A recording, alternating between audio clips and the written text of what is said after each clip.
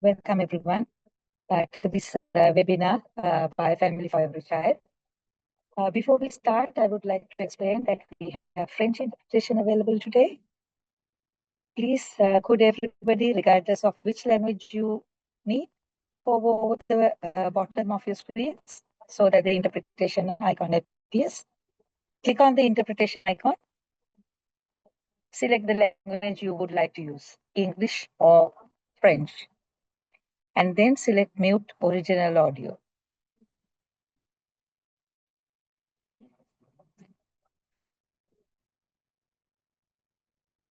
This will enable you to engage in your language of your choice. We are using Zoom today, and Deirdre is online using a Family for Every Child account in case you have any problem using the technology. If internet connectivity is low, we may need to turn off videos. If, as you listen to our panelists speak, questions come to your mind, feel free to post them in the Q&A box. We will try to take them at a later stage. I also want to let you know that this webinar is being recorded so that we can share it more widely following the live event. So thank you for joining us today for this webinar on children on the move in the context of climate change in South Asia. My name is Champa Gunasekara, Chairperson of Foundation for Innovative Social Development based in Sri Lanka. I will be your moderator today.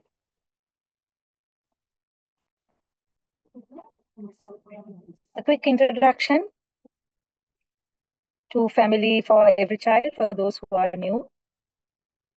Family for Every Child is a diverse global alliance of 51 local civil society organizations in 39 countries. Our goal is preventing family separation, strengthening families, ensuring high quality alternative care when needed, and protecting children outside of any care. Our members have a rich understanding of the situations for children and families in local contexts, as well as solutions and interventions for improving children's care. Why are we focusing on climate change here at Family? We know that climate change is having a major impact on the lives of children and their families across the world, including in relation to migration and displacement. Children are especially vulnerable to the impacts of climate change, with girls, refugees, children with disabilities, and those living in remote or more disaster-prone areas, particularly at risk. In a recent survey of members of the Alliance, 75% of respondents said that climate change was impacting the children and families that they work with. In order to further understand some of these impacts, Family for Every Child member organizations from Bangladesh, Nepal, and Sri Lanka have been working together to gain a better understanding of how climate change is impacting children on the move within their own communities and countries, as well as regionally in South Asia. In 2024, a literature review was conducted which looked at the relationship between climate change impacts and the movement of children and families in the 4 countries and in South Asia more widely. In addition, member organizations carried out small-scale consultations with children, families, and key informants within their own countries to enable a deeper understanding of the dynamics, consequences, and experiences of climate-related movement. Members will use this baseline research to further joint work in this area. You can access the summary paper for this review on the Changemakers for Children platform. Here are just some of the findings from that paper. Climate change is increasing more often of the known drivers of children's movement in South Asia: poverty and inequality, parental or caregiver death or ill health, loss of access to education, violence in the family and wider community, and adult migration. Climate change is leading to increases in multiple forms of children's movement, displacement, urban-rural migration, movement for work or marriage, trafficking, And then children on the move are highly vulnerable to exploitation, and frequent movement can cause emotional distress and disrupt social networks and relationships. Children with disabilities on the move are especially at risk of a range of threats to their survival, protection, and well-being. Limited efforts have been made to understand children's desires in relation to movement in South Asia, as well as the impacts on mental health. You can see the summary paper, as I mentioned, on change makers for more info and recommendations for action. This webinar aims to bring together insights from members of the Family for Every Child Alliance from across South Asia who were involved in this project to highlight the experiences of children on the move in the context of the climate crisis. By sharing community-informed research and knowledge, we hope to deepen collective understanding of how climate-induced displacement is impacting children's rights, well-being, and futures in diverse regional contexts, and think about what needs to be done to address this growing issue, both now and in the future. So this is our agenda and the speakers for today. Climate change presentations will be done by the following presenters. Climate change and children on the move in the Sunderbans in India by deepen, Purkayastha, Director Praajak. And the next speaker will be presenting Children with Disabilities and Climate Change, Iftekhar Ahmed, Director, Center for Services and Information on Disability, Bangladesh. The final speaker will present us Climate Change and Street Connected Children in Nepal, Raju, Ghimire, the Deputy Director of Programs from Voice of Children, Nepal. Presentations will be followed by a Q&A session. We will now begin with the speakers. While our speakers are presenting, please remember to add any questions you have for them in the Q&A box. And we hope to address them in the final part of this session. I will now hand over to Deep to tell us about climate change and children on the move in India. Over to you, Deep. Thank you, Champa. And many people who will be here, who are already here, will know that Sunderbans region in India, which is also a lot of it is also there in Bangladesh. It's one of the most fragile environments, and which has really been affected by climate change over the last decade. If I can go to the next slide, please. And a lot of is about rising temperatures. In fact, Kolkata city, which is sort of part of and linked to the Sundarban areas, is seen to be one of the cities in India where temperatures are rising faster than many other cities. So there is a lot of erratic rainfall that is happening. The last 2 years, we had very little rainfall. This year, there's been excessive rainfall in this part of the country. And of course, there have been annual cyclones, and not just annual cyclones, sometimes more than one cyclone in a year. And this has increased significantly in our lifetimes. We have seen this increasing. And also rising sea levels have actually increased salinity in and damaged soil, crops, and fisheries in the area. And in fact, the Sundarban areas, a lot of the areas have been the fruit and vegetable bowl for cities like Kolkata for a long time, which is no longer. Next slide. Of course, you will realize that with this with this impact on fisheries and farming, there's going to be a major effect on livelihood. So agricultural yields have actually halved in the last decade. A lot of fisher folk are facing dwindling catches. In fact, some of the most commercially fish with a lot of commercial demand have actually decreased. So the hilsa has actually decreased in the Sundarban areas, and a lot of people are into unsafe crab hunting, and also for a lot of women and children, they are into collection of lobster spawn, and that also, they have to stay in water for the whole day, and it actually leads to a lot of sexual and reproductive health issues for a lot of women. Men are migrating to different states in India, and a lot of time the women are left behind to shoulder responsibilities. So on top of that, when there is disaster and displacement, you can understand, how serious the situation can be when they have to stay in relief camps for months on. Many of these shelters are unsafe, especially for women and children, very overcrowded. There's poor sanitation and unsafe water. A lot of diseases like diarrhea and others keep happening. Next slide, please. Uh, So a lot of the shelters are relief camps are generally schools. That's the infrastructure mostly available. Though there are flood shelters that are being built up, and as a result of the use of schools, there are a huge prolonged closures in education. So children uh, tend to lose years and months of education. And online learning, while we have in India quite a good penetration of the internet, but online learning is very poor because of uh, internet available. It's in the Sundarban area. Sometimes it's very bad connectivity, and also it's not that children have access to separate mobile phones.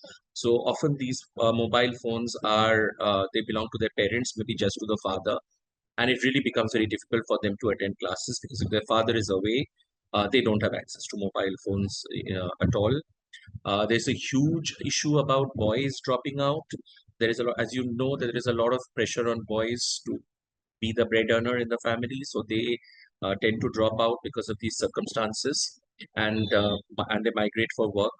Actually, during the COVID-19 lockdowns, we've had more than, let's say, 200,000 people coming back from different parts of India into the Sundarbans region and could fire higher. And of course, you understand that girls face a higher risk of early marriage because one of the root causes of child marriage that have been identified in India is that child marriage increases the moment there is a perception of risk, there is a perception of uncertainty. So climate change, along with the lockdowns, which was induced by COVID, and the general migration, families being getting unsettled, actually increase the risk of early marriage of girls as low as 13 years and 14 years and 15 years in this area. Next slide, please. So most of the children who move are, as you see, boys between 14 and 17 years old. Sometimes they migrate alone to larger cities or through groups of peers and contractors. And of course, there is the lack of livelihood is the issue, family poverty is the issue. But I think I would really like to also highlight the fact that gender plays a huge role here, which we will discuss very soon. Girls migrate only with families and rarely for work. So you will still have a lot of girls in the villages. So when you visit a lot of villages in the Sundarban areas, you don't get to see a lot of boys hanging out. It's mostly girls, and even in the schools, the ratio sometimes is like if you have 100 girls in a school, you have less than 30 boys studying there. So there is a lot of seasonal migration that happens, but seasonal migration just starts as seasonal migration and then it becomes a permanent relocation to the cities in different places in India.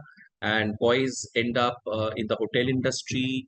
They work in jewelry shops in Western India, and mostly they work on as construction workers in the non-formal economy. I mean, most of them do not have any formal contracts, formal agreements, so which makes them very vulnerable also. Next slide, please. So, of course, we've discussed school dropouts of children, child labor. There is an addition of addiction around alcohol, drugs, and especially online gaming. This is becoming a very, very big addiction issue in India. For a lot of girls, there is a risk of trafficking not only while they migrate, but when they are they're left behind by their parents. Then there is, of course, unsafe working conditions, family ties break down, Often a lot of child abandonment happens because fathers and mothers, just are separated for some time and they don't come back again. And there are huge mental health issues due to parental absence and unstable homes.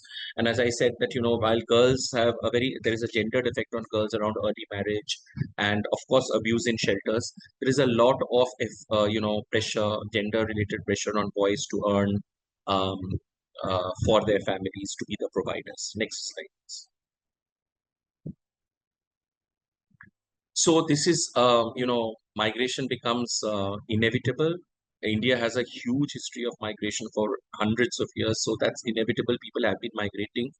Um, but a lot of the response to migration is very relief focused, very charity focused. There is no planning for long term solutions, infrastructure development. There is no specific mention of children in relief plans of the government. So there is no focus on that. I would say that there is a cursory mention that children and women will have to be looked after, but there is nothing child specific at all. So we've also mentioned how livelihood insecurity is pushing children into unsafe migration, because we also have to say that the carrying capacity of the Sunderbans by a lot of experts, I think, has been exceeded. There are too many human beings there. So, of course, there are other issues, whenever we want to plan viable alternative livelihoods, there are geographical, economic issues and biological issues there. Uh, there is no child protection mechanism which comes into play after disaster, during a disaster, and till some of the days till the disaster happens. It's only then that child protection systems can reach those areas. So there is overall, we'll go to the next slide, and there is an overall invisibility of children when it comes to policies. That's it. Thank you so much, and if there are any questions, I'll be happy to answer them later. Many thanks, Deep, for the presentation. It was very interesting and insightful. We will take any questions that are there later towards the end of this session. We will now move on to Iftekhar from CSID for his presentation with a focus on children with disabilities in Bangladesh. Over to you, Iftekhar. Yeah, thank you, Champa. It is my great honor to present in the Family for Every Child's Forum regarding the very emerging issue, disability and climate change. I'm Iftekhar Ahmed, working with CSID Bangladesh.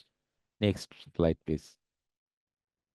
You know that any types of vulnerable situation in because of climate change, because of disaster, children with disabilities are more vulnerable. And in Bangladesh, regular disaster because of climate change is happening, like cyclone, floods, salinity, river erosion. This is regular phenomenon in Bangladesh.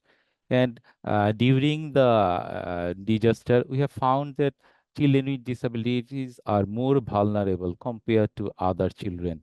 And because of negligence, children with disabilities are always out of the rehabilitation and other services. And because of climate change, many children with disabilities lost their homes, lost their everything. Even some of them are become traumatized because of climate change. Next slide, please. Uh, Definitely, I have already mentioned that children with disabilities are more vulnerable. Now, I need to talk about why they are vulnerable. In Bangladesh, the evacuation system is not accessible, not friendly for the children with disabilities. So, whenever any disaster happen, the expertise or volunteers come to rescue to the children with disabilities, but it is very difficult for some children with disabilities, especially who have the neurodevelopmental disabilities or who are using wheelchair. And another issue is that inaccessible alarming system and warning system sometimes difficult for children with disabilities. So whenever any types of disaster happening, the hearing speech or children disability that cannot hear that anything is happening. Even there are some communication materials in Bangladesh we are using, which is not accessible for the visually impaired people, sometimes not accessible for the neurodevelopmental disabilities or for the autistic. And definitely there are some shelter home, there are some emergency transportation system, relief distribution center is there, but all most of them that are not accessible for children with disabilities. As a result, they are always out of those services. And another issue is that many children with disabilities depend on assistive devices. Like some children use a wheelchair. So whenever any disaster happen, it will not possible for them to go outside because the road is not accessible, the situation is not friendly. And in Bangladesh, many children with disabilities, they need to depends on their assistant to for their mobility. During the disaster, the assistant parents or other people leave those children with disabilities into the home. In Bangladesh, there are so many distribution or support mechanism is there, but those are not accessible for children with disabilities. And during the disaster, we have found that many children with disabilities become traumatized. They don't understand, especially the neurodevelopmental disabilities and hearing and speech, what is happening actually. As a result, they are sometimes traumatic. That creates more vulnerability for them. And definitely discrimination is everywhere, though there is a disaster management system and there is a monitoring system from national level to root level, but still those are not friendly or accessible or inclusive for all types of children with disabilities. Next, please. Definitely, there are so many reasons why children with disabilities or other children move from one place to another place because of climate change. We have found that many children with disabilities forcibly displaced by disaster or because of disaster, and because of river erosion and salinity, children with disabilities relocated from one place to another place. Migration to cities with family, or sometimes they move to another place alone. And during our work, we have found that many children with disabilities traffic to another place and they start off begging. Some children with disabilities separated from families and raised in the street or institutions. Many children with disabilities move from urban to rural or rural to urban because the livelihood of their family destroyed. So they need to go to another place. And many children with disabilities dropped out from schools and they moved to the another place. So sometimes it will be very difficult for them to cope with the new situation or cope with the new schools. As a result, they permanently drop out from education actually. And we've already mentioned that a higher risk of abuses and exploitation is all children is common. But for the girls with disabilities, it is very uh, common in a country, South Asian country like Bangladesh, where girls are always a high risk of abuse and exploitation, even sexual abuse and exploitation also. Next, please. And if we think about the children with disabilities, we need to think some advocacy recommendation, and we need to think about some good practices. Definitely, we need disability inclusive disaster risk reduction system. We need accessible flood shelter system and evacuation system, and need proper training of community volunteers who are working into the community level. And there is a policy in country like Bangladesh, but those policy is not accessible for or inclusive for the children with disabilities. So these need to be accessible. And always think about that right-based approach is the main issues. Whenever we provide rehabilitation support to the children, ensure health, education, and everything for children with disabilities during disaster and after the disaster also. And definitely inclusive warning, early warning system is important, like visual warning system, auditory and tactile types of things also. And definitely need accessible shelter, home infrastructure.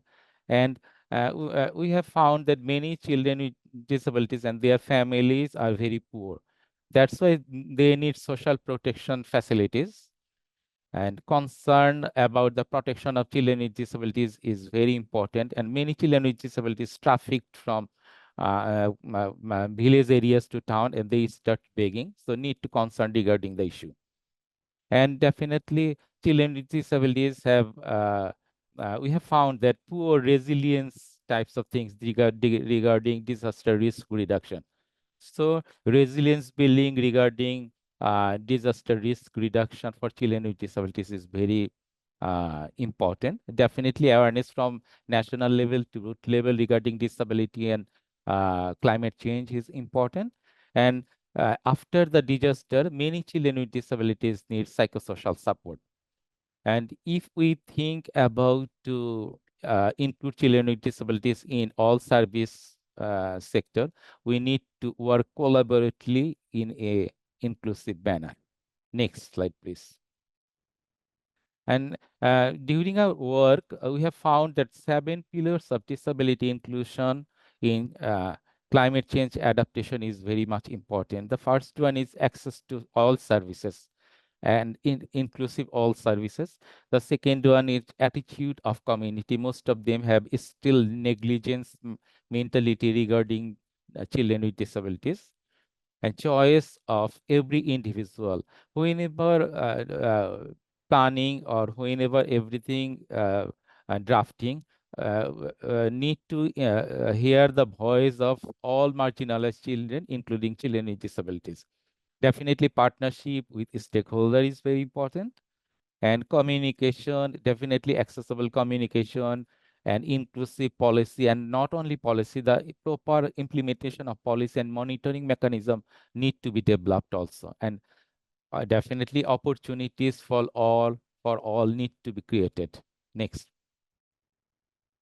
And this is a lived case story of Lipi, who was 70 years old and lived in Barisal on the southern coast of Bangladesh. In 2007, during the huge cyclone Sidor, all of her family left her alone. As a result, the house collapsed on her and she was injured. She was a wheelchair user, and it was not possible for her to move from the house. As a result, she critically injured and hospitalized. Next. Actually, if we think about that all children are equal, if we respect the SDG principle, nothing about us without us, then we can ensure the rights of all children, including the children with disabilities, who are the more vulnerable in all situations, including the because of the climate change, they are more vulnerable. During our study, we have found. Thank you.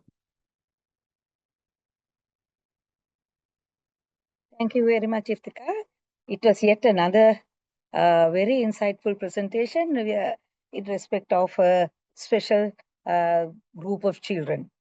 So now we hand over to the final speaker, Raju Ghimire from Voice of Children in Nepal.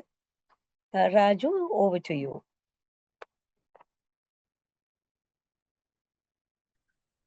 Thank you, Champa. I am Raju Ghimire and from Voice of Children, Nepal. I am speaking about climate change and children on move, focusing on street-connected children of Nepal. Next slide, please.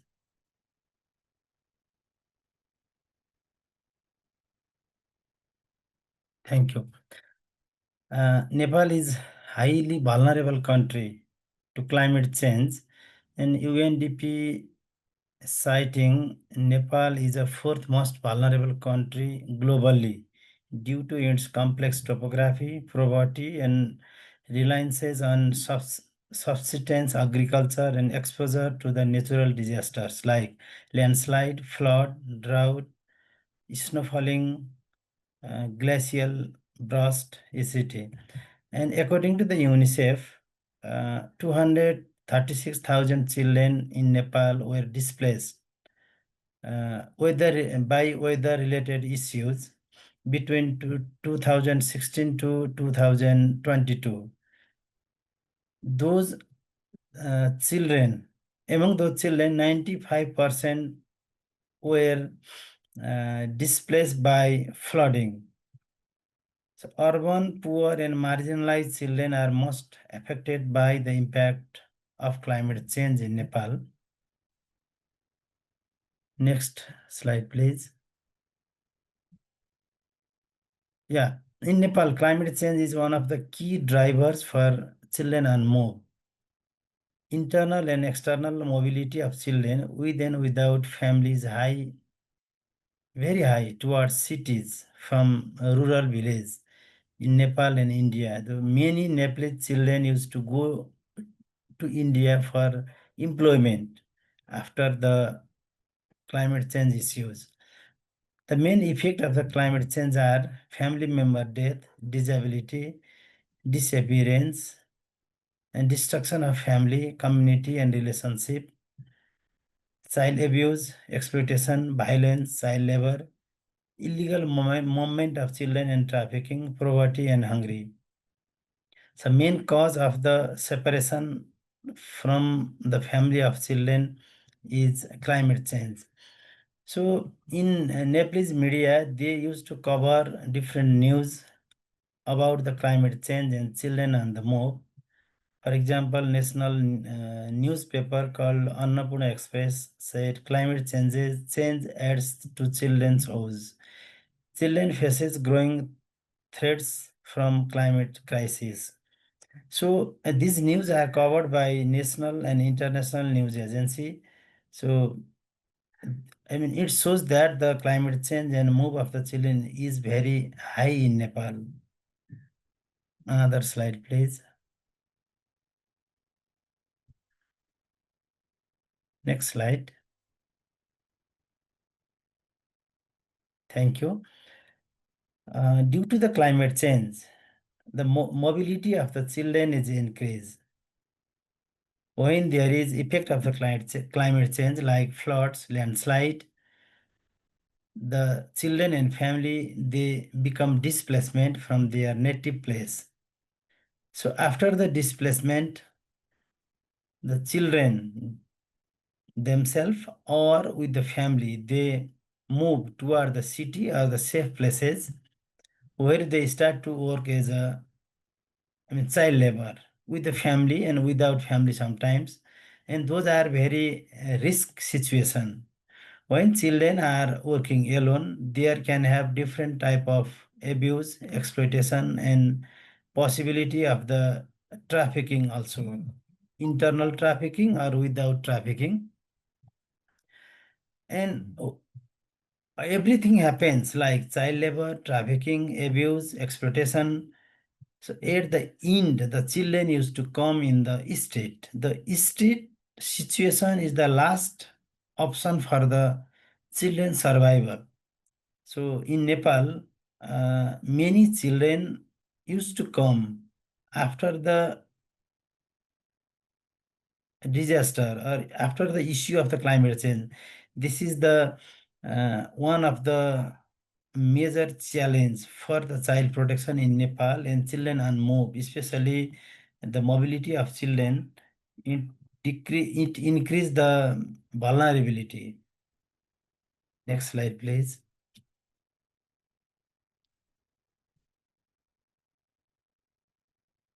Next slide. Okay, thank you. So voice of children in Nepal, we have different intervention regarding the climate change and children on move.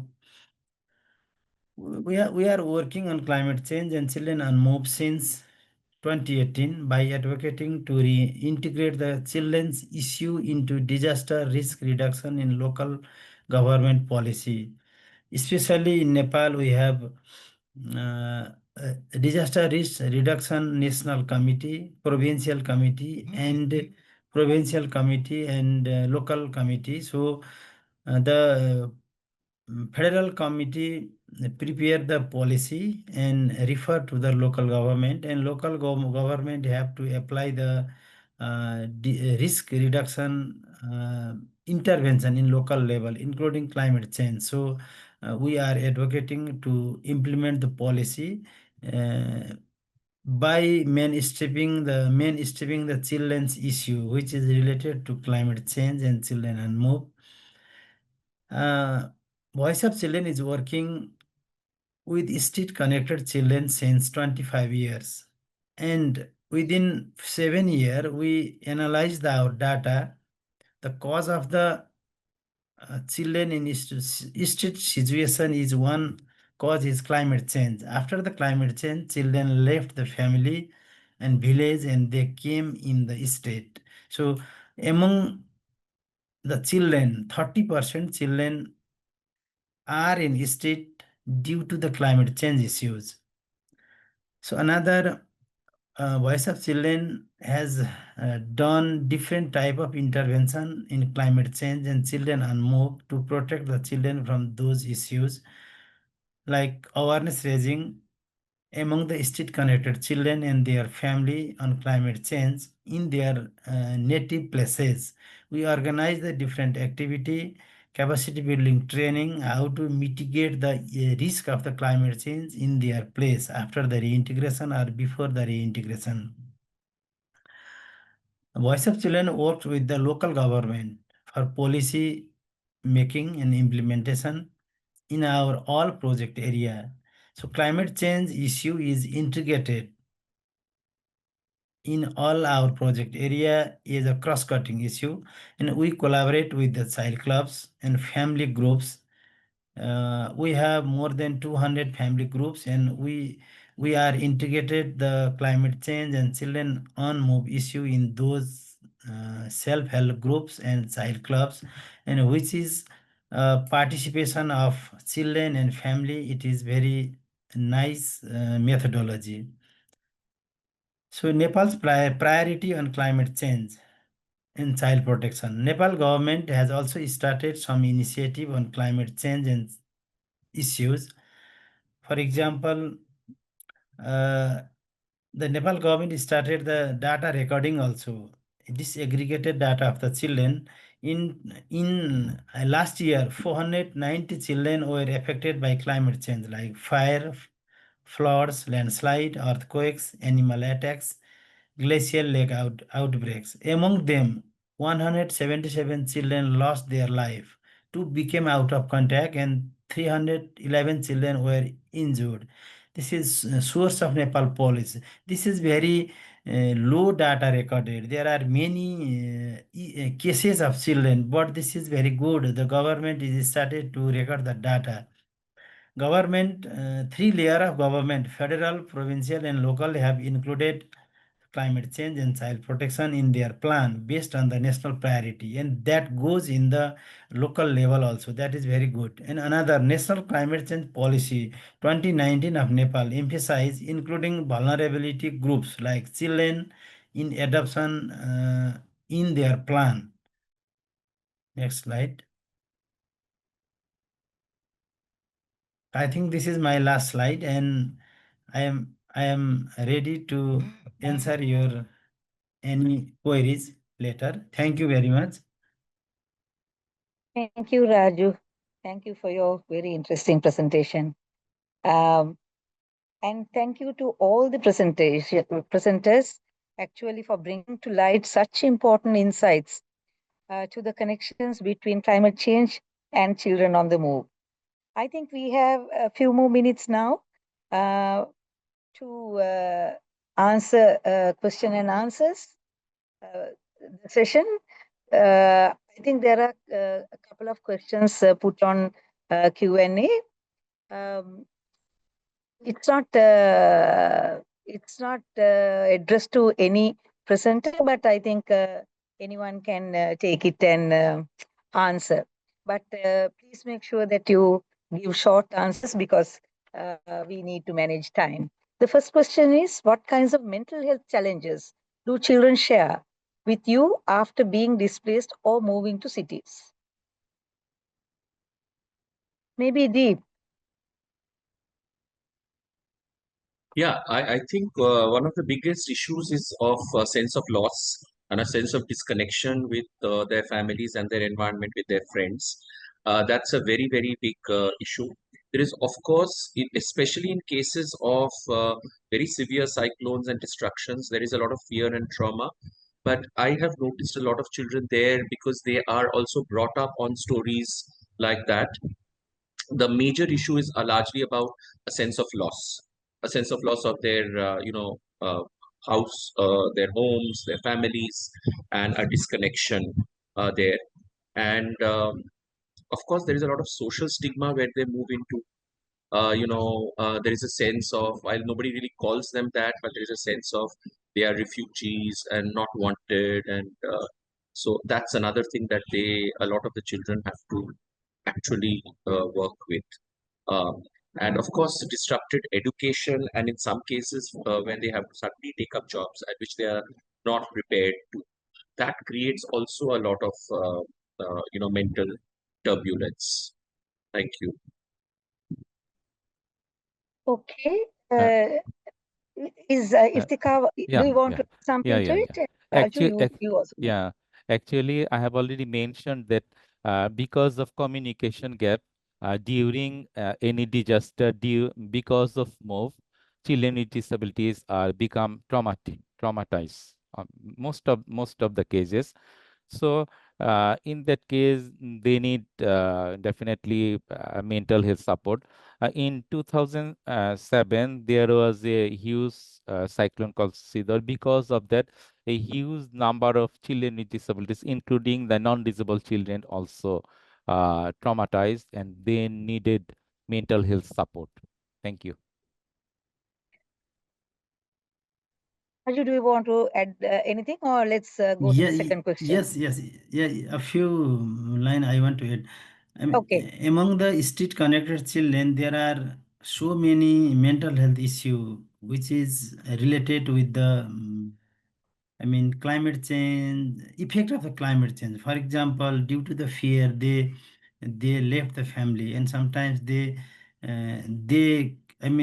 came together uh, together to with the flood. So that was very traumatized situation for the children and their family, and sometimes they don't know where are their family, father, mother, or other siblings. So they have fear and loneliness, depression, and PTSD, post-traumatic stress disorder. Such type of mental health issue they have, and we have a disaster psychologist, related psychologist with the disaster. So we used to provide PFA and psychosocial support to those children and family. Thank you very much.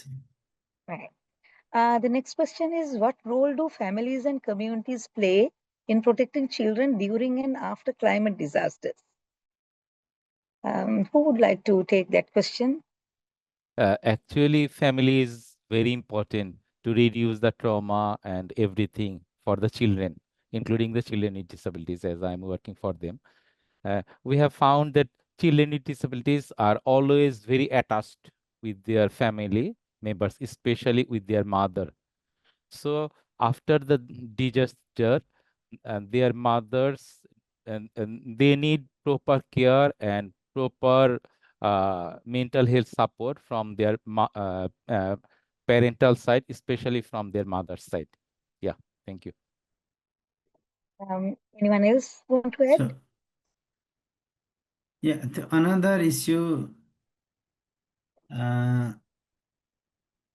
family, they have to uh, collaborate with the local government, and there are many services with the local government, and so there need to be connection, and there is need preparedness.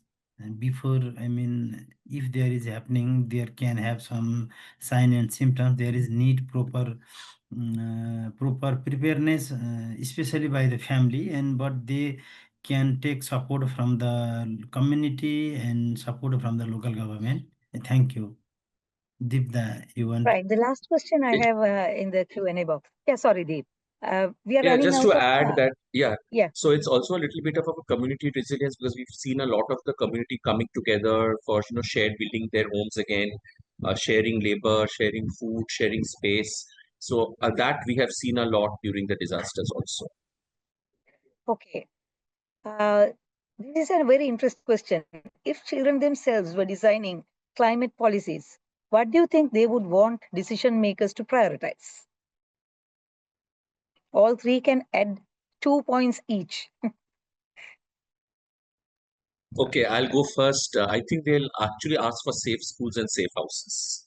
That has been our experiences, and I think also when it comes to, if I just take to disaster and issues like that, I think they can actually talk to us from about very practical ways in which they can be supported, which sometimes adults like us miss. So that's what my I think the real value that they can add if they're concerned. Okay. Iftekhar. Yeah, actually, whenever any types of policy and practices is start in most of the countries like Bangladesh, the voices of children never heard. Especially, they don't hear the voice of children with disabilities. So, whenever any types of policy develop, this policy need to be inclusive for all children, including the children with disabilities. Definitely. Thank you. Yeah. Raju, Yeah, I mean, what I'm would your agree children with the. say? Yeah, I'm agree with the two speaker, and there is need meaningful participation of children and families for the policy making, implementation, and its monitoring. So yeah, this is just from my side. Right. Thank you very much. This was very interesting and very insightful. We are now coming up to the end of our event today. Before we go, we would like you to invite to join our community platform, Changemakers for Children.